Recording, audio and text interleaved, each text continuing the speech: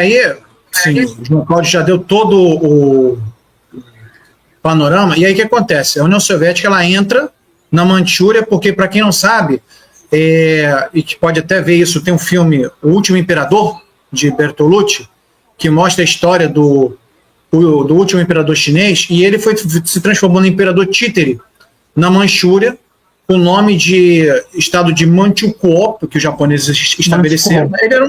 Ele era um fantoche, né? E era uma região estratégica. Então os soviéticos entram ali para detonar logo aquela farsa que era ali, e dali eles avançam para cima da Península Coreana.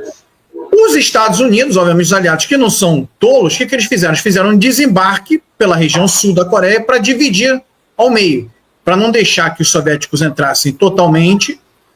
E, obviamente, com a guerrilha coreana comandada pelo Partido Comunista, que tinha o nome de Partido do Trabalho coreano, ele estabelecesse seu poder. Porque foi isso que o João Cláudio colocou. Muitos os movimentos de guerrilha basicamente eram conduzidos pelos comunistas nessas regiões todas, assim como na Europa os comunistas eram a vanguarda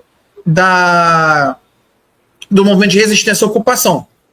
Então, eles queriam aproveitar não só para se livrar dos japoneses, mas também para se livrar do colonialismo, que era o caso do Vietnã, do Laos, etc., queriam se livrar dos colonialistas. Então, os Estados Unidos colocando seu tacão ali, né, na metade sul, eles meio que brecavam isso. Só que o acordo era o quê? No primeiro momento se ocupa, se limpa dos colaboracionistas, dos restos do imperialismo japonês, mas para depois reunificar com eleições, etc. Só que os Estados Unidos nunca topariam isso. Por quê? Porque sabiam que se houvessem eleições na Coreia como um todo, os comunistas venceriam as eleições com muita facilidade. Aliás, isso se replica depois, comandante, no Vietnã. Foi a mesma fórmula.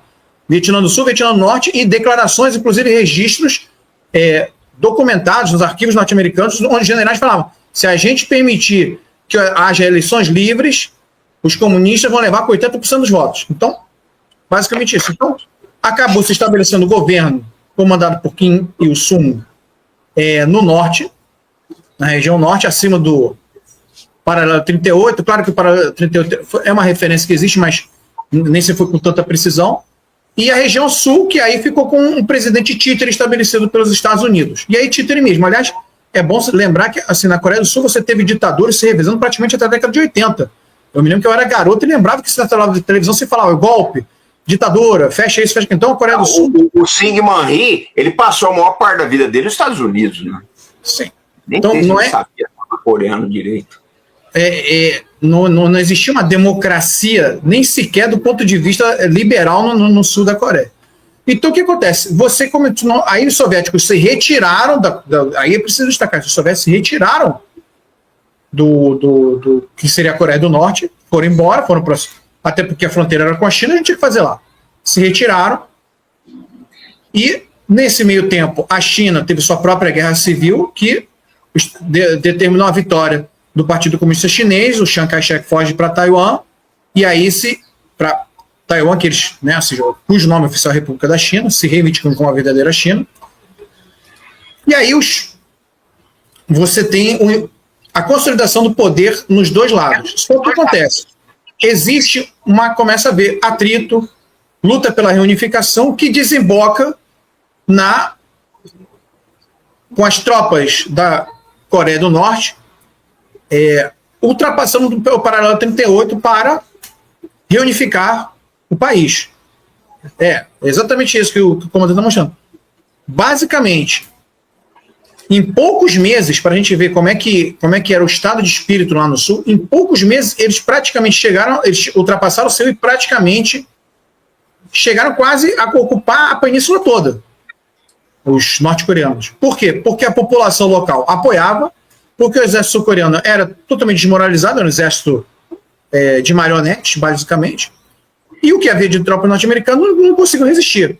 Então o que aconteceu? Os Estados Unidos conseguiram manobrar na ONU para criar tropas de paz, e aí fizeram um desembarque para contra-atacar e empurrar o exército da Coreia do Norte, os norte-coreanos, de volta para cima do Paralelo 38.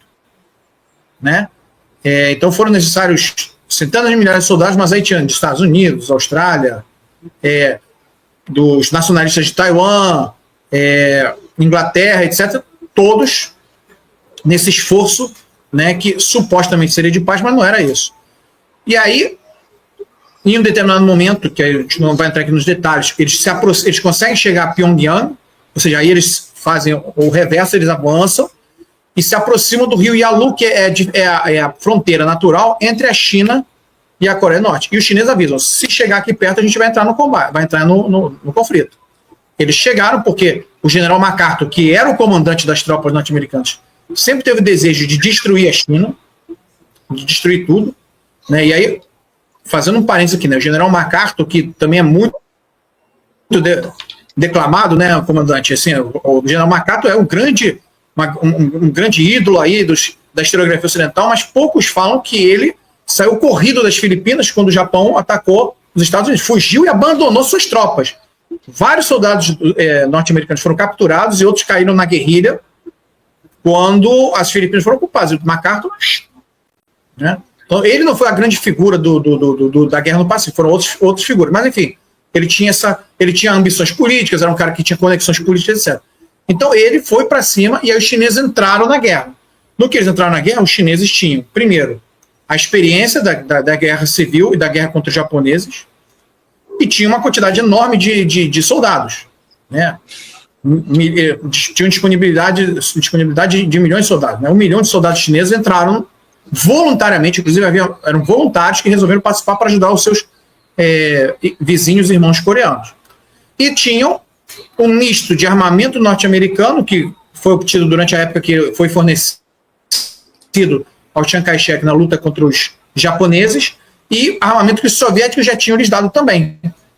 Então, com isso, eles conseguiram empurrar de volta os Estados Unidos até o paralelo 38. Depois você, de novo, tem um avanço para cima de Seul, aí um recuo, aí depois fica aquela coisa mais ou menos em torno do paralelo 38 do que seria hoje a zona desmilitarizada.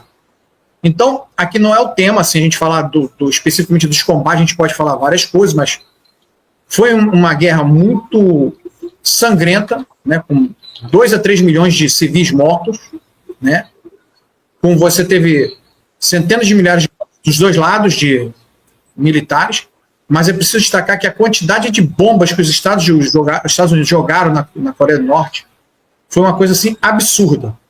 Foi muito mais do que eles jogaram em todas as cidades japonesas, incluindo as bombas atômicas, em quantidade de TNT, né? Então, e aí essa questão dos bombardeios, de uma superioridade aérea por conta do próprio equipamento norte-americano contra o equipamento da Coreia do Norte, que naquele momento, no início da guerra, em 1950, eram aviões soviéticos, mais aviões a hélice ainda ultrapassados, Lavosky, Ilyushin, etc., eles estabeleceram uma superioridade aérea porque os seus aviões eram melhores, né? Você tinha um F-80, por exemplo, que era um avião que tinha uma capacidade melhor nesse sentido, né? Então você já tinha turbohélice, mas você já começava a ter aviões a jato.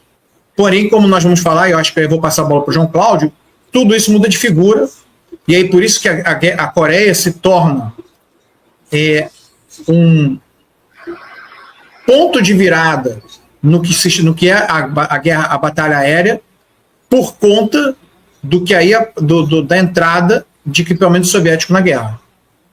Porque aí é uma coisa que está em outro patamar, porque aí é combate de jato. Então, mas aí eu passo a bola para o João Cláudio para agora ele tocar, porque eu já falei muito.